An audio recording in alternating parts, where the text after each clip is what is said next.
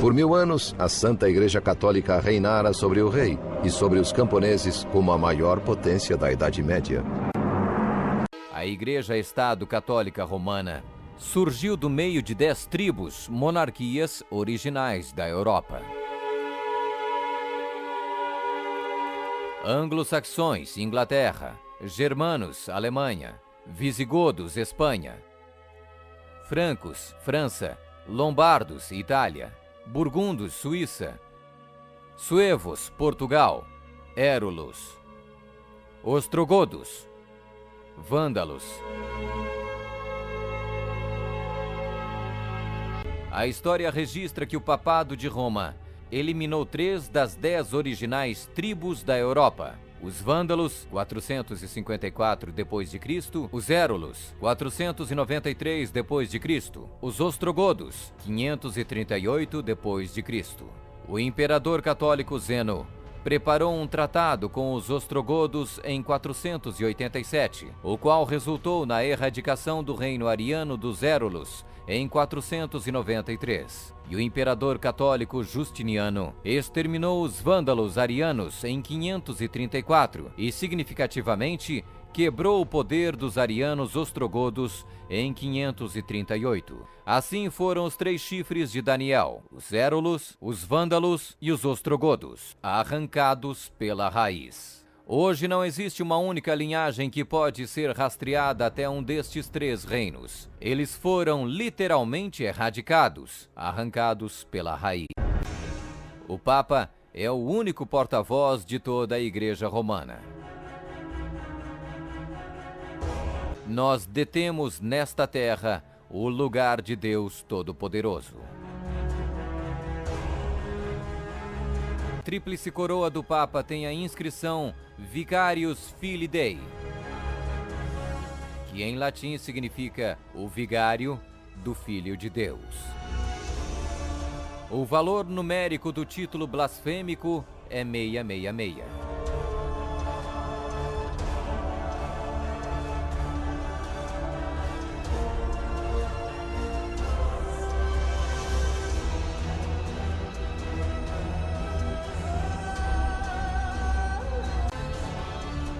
A Sagrada Escritura define blasfêmia como 1. Afirmam ser Deus na terra. O Papa não é apenas o representante de Jesus Cristo, mas ele é Jesus Cristo, ele mesmo oculto sob o véu da carne. 2. Afirma o poder de perdoar pecados. Esta autoridade judicial irá até mesmo incluir o poder de perdoar pecados.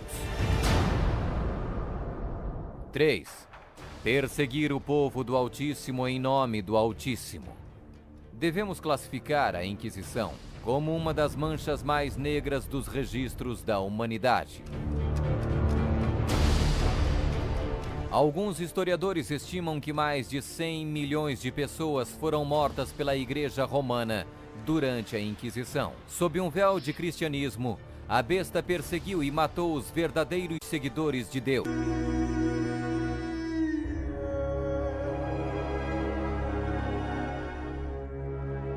Que a Igreja de Roma derramou mais sangue inocente do que qualquer outra instituição que tenha existido na humanidade não será colocada em dúvida por nenhum protestante que possua bons conhecimentos de história. É impossível formar uma ideia completa do enorme número de vítimas, e é quase certo não existir poder de imaginação capaz de compreender adequadamente seu sofrimento. O Papa é de tão grande autoridade e poder que pode modificar, explicar ou interpretar mesmo as leis divinas. O domingo é uma instituição católica e sua pretensão de observância pode ser defendida somente em princípios católicos. Do início ao fim das Escrituras, não há uma única passagem que justifique a transferência do culto público semanal do último dia da semana para o primeiro. A Igreja Católica declara naturalmente ter sido a mudança do sábado para o domingo um ato seu, e o ato é um sinal de sua autoridade eclesiástica. O papado também removeu o segundo mandamento, que proíbe a adoração de ídolos. A fim de manter 10 mandamentos, eles dividiram o 10º mandamento em 2 partes. 538 d.C. O papado, trabalhando em conjunto com o governo civil, acabou com o poder dos ostrogodos, deixando sua reivindicação de supremacia eclesiástica incontestada. A Igreja Romana poderia e pode exercer sua plena autoridade. 1798 d.C. Em 1798, o general Berthier da França fez a sua entrada em Roma, aboliu o governo papal e estabeleceu um secular. O papado governou durante exatamente 1260 anos, a partir de 538 até 1798. A suprema humilhação da Igreja veio quando Pio VI foi expulso de Roma pelos exércitos franceses em 1798 e no ano seguinte foi levado cativo por eles e arrastado de volta para a França, onde morreu. O papado foi mortalmente ferido. O general Berthier aboliu o governo papal. A ferida começa a sarar e o papado revive. 1929. Roma foi concedida o soberano estatuto extraterritorial em 1929 pelo Tratado de Latrão e Concordata. Eis que venho sem demora. Bem-aventurado aquele que guarda as palavras da profecia deste livro.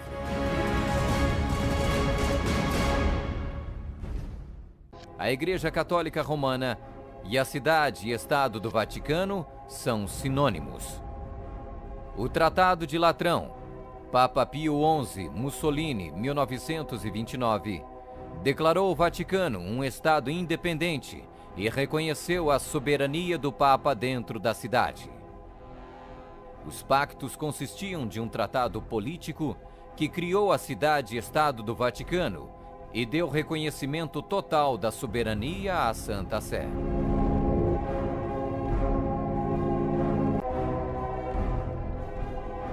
A cidade das 7 colinas.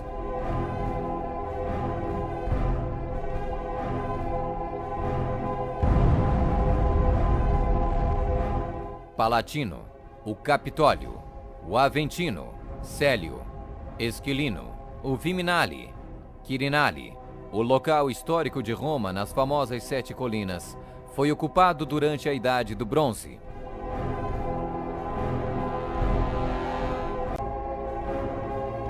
A cor para os bispos e outros prelados é púrpura, para os cardeais é escarlate. A cruz peitoral deve ser feita de ouro e decorada com pedras preciosas. Esse é o Vaticano. Nos esconderijos sombrios que detêm os segredos desta antiga instituição. Por 20 séculos, o Vaticano tem sido ligado a quase todos os principais eventos da história. Este é o Vaticano que você não conhece. Com pouco mais de 100 acres, 8 cidades do Vaticano poderiam caber dentro do Central Park de Nova York. E apesar de ser o menor país do mundo, atrás de suas paredes existem os segredos mais bem guardados da história. E os mais cobiçados que são mantidos nos arquivos secretos do Vaticano. Durante séculos, os cofres secretos do Vaticano têm sido alvo de especulações e teorias de conspiração. Alguns pensam que eles guardam artefatos valiosos roubados de Jerusalém durante as cruzadas. Outros afirmam que eles contêm documentos indicando que o Vaticano apoiava os nazistas. Por volta do século IV, o cristianismo passou a dominar, tanto que o imperador romano Constantino constrói uma nova igreja na colina do Vaticano. Apesar do local exato do túmulo de Pedro ser desconhecido, a igreja é construída onde dizem que seus ossos estavam.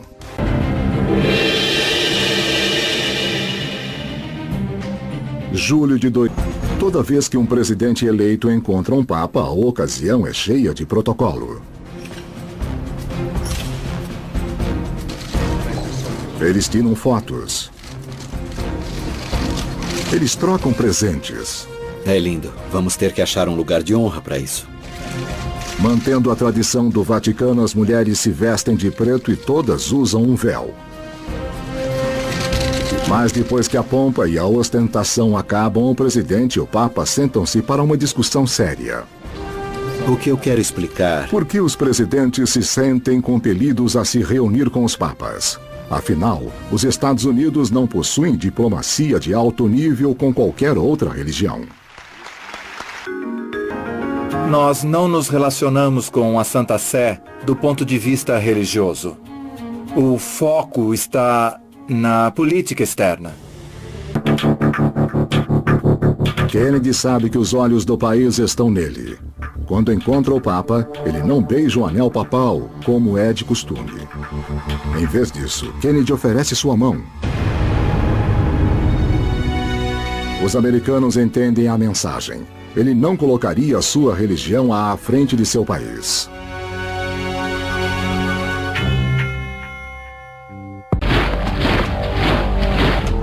Enquanto a Guerra Fria entre os Estados Unidos e a União Soviética força superpotências à beira da Terceira Guerra Mundial, o Vaticano prova que pode ser de valor estratégico para os Estados Unidos.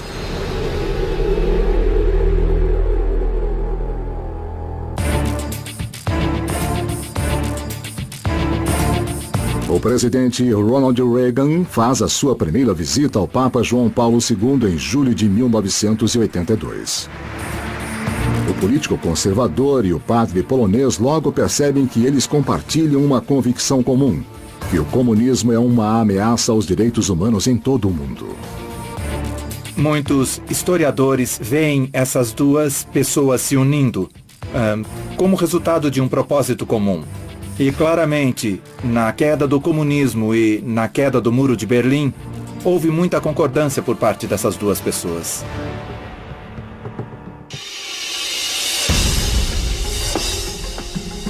Enquanto Reagan intimida os soviéticos com um acúmulo de mísseis, o Papa João Paulo se reúne secretamente com o chefe da CIA americana. Os soviéticos respondem usando padres da Europa Oriental para se infiltrar no Vaticano e espionar o Papa.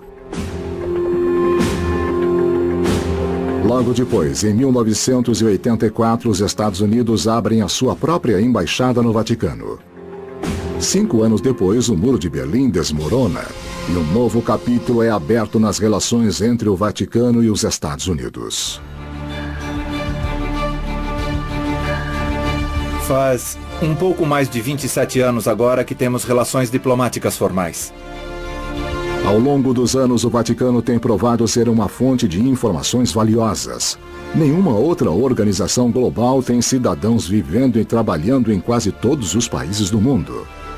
O Papa tem olhos e ouvidos em toda parte. Sua Santidade também atua como diplomata-chefe para a Igreja, chamando os líderes mundiais e exercendo a influência católica sobre quem está no poder.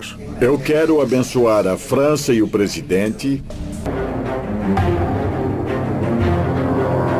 Bem escondido no Vaticano existe um quarto, onde podem ser encontrados os tesouros mais valiosos do Papa. As prateleiras da sacristia papal estão cheias de artefatos preciosos de prata e ouro, presentes de valor inestimável de monarcas europeus de séculos de existência. E esta é apenas uma fração da riqueza da Igreja.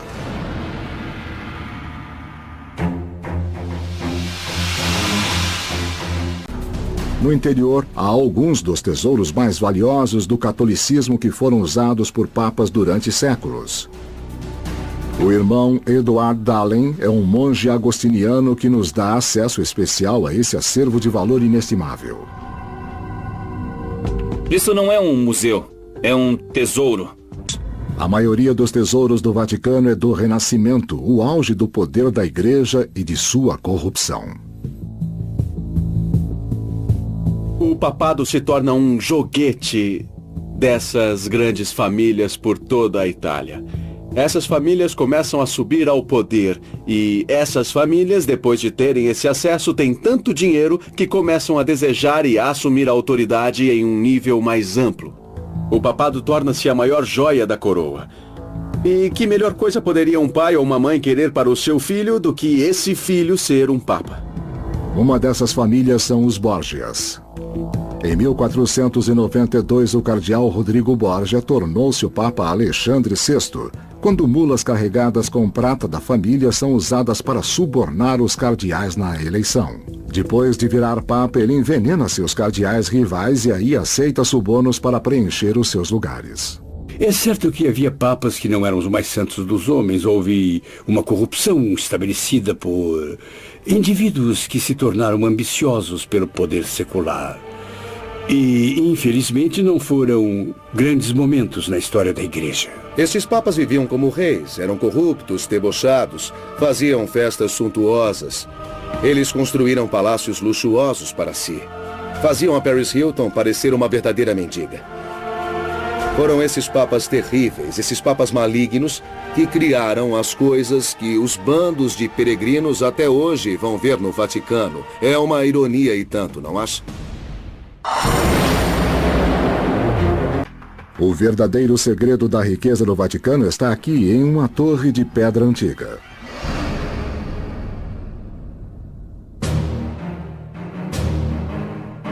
É a sede de uma das instituições financeiras mais secretas do mundo, o Instituto de Obras Religiosas, mais conhecido como Banco do Vaticano.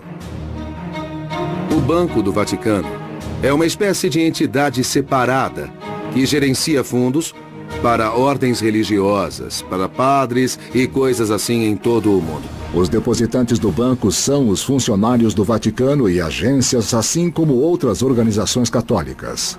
O banco investe seu dinheiro através de vários fundos, e suas receitas são usadas para apoiar obras religiosas em todo o mundo.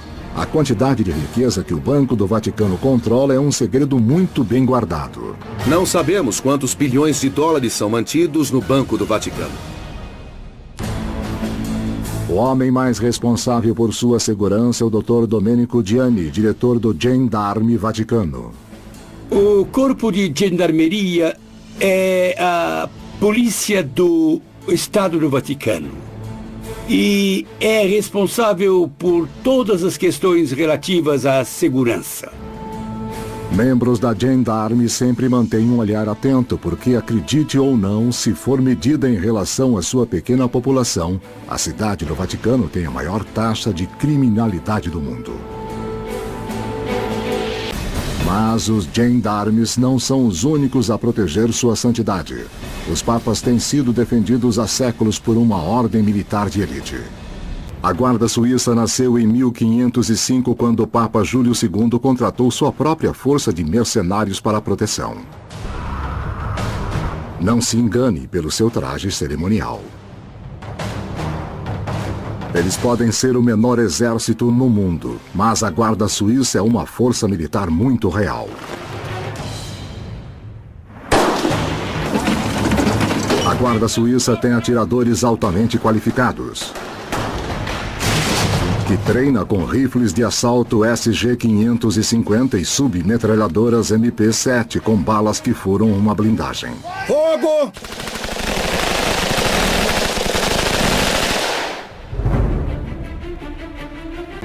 Na Idade Média, o Papa era um general, porque a maneira mais eficiente de espalhar o Evangelho era com exércitos.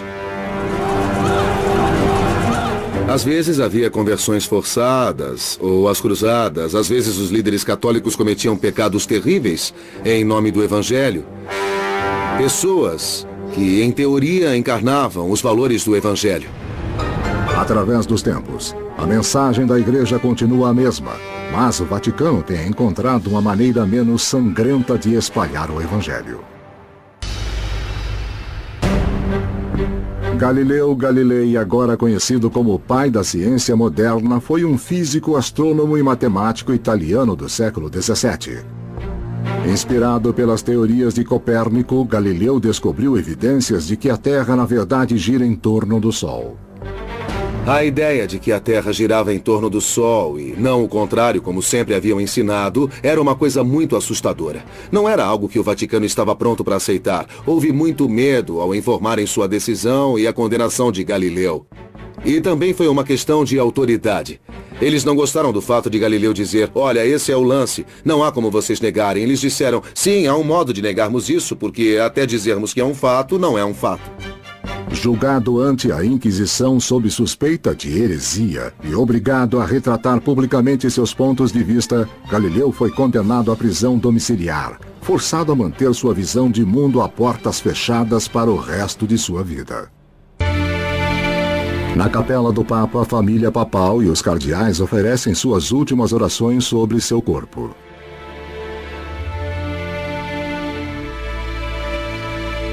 Em seguida, seu corpo é colocado como está na Sala Clementina, onde dignatários e chefes de Estado vêm prestar suas últimas homenagens.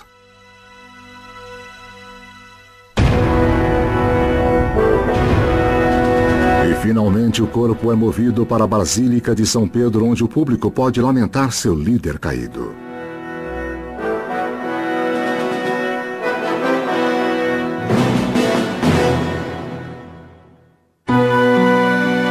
Tradicionalmente, o Papa é colocado em um caixão de cipreste com uma seda branca que cobre suas mãos e rosto. Quando a última oração é recitada, o Papa é levado para as catacumbas sob São Pedro, onde ele é finalmente sepultado. O mestre incontestável das ondas televisivas foi o Papa João Paulo II. As câmeras transformaram o comunicador carismático em um dos papas mais populares de todos. Por João Paulo II ter sido um ator, ele tinha o dom de poder se comunicar com as pessoas usando habilidades teatrais sem ser teatral. Ele se ajoelhava, beijava o chão, se inclinava para beijar pessoas doentes. Ele era um mestre da ação simbólica. E aquilo era perfeito para a televisão.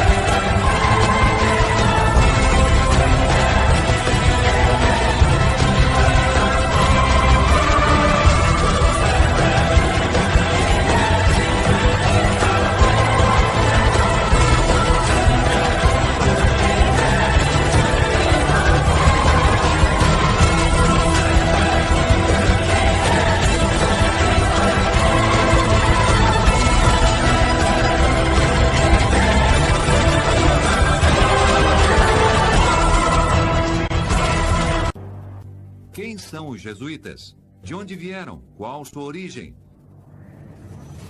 Através da história, mitos e lendas rodearam essa ordem que foi fundada em 1540 por Inácio de Loyola.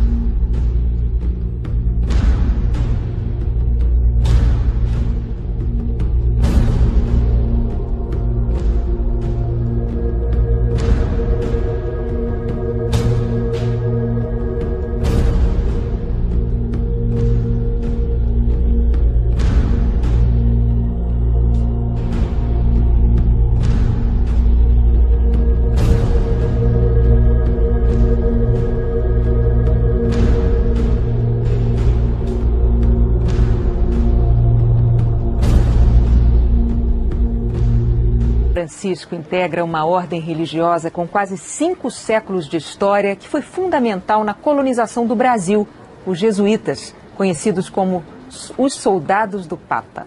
Poderosa, a Companhia de Jesus despertou a ira de outras companhias e de reis no século XVIII. Por pressão deles, foi dissolvida. Quase desapareceu de novo, sob João Paulo II, preocupado com o envolvimento da ordem com a teologia da libertação. Mas em 2008, outro Papa, Bento XVI, reconheceu que não poderia abrir mão do exército de quase 20 mil jesuítas. 2 dias antes de deixar o cargo, nomeou o jesuíta e então cardeal Jorge Bergoglio para a cúpula da Conferência Episcopal Latino-Americana. E desde quarta-feira, são os soldados do Papa que estão no comando da Igreja.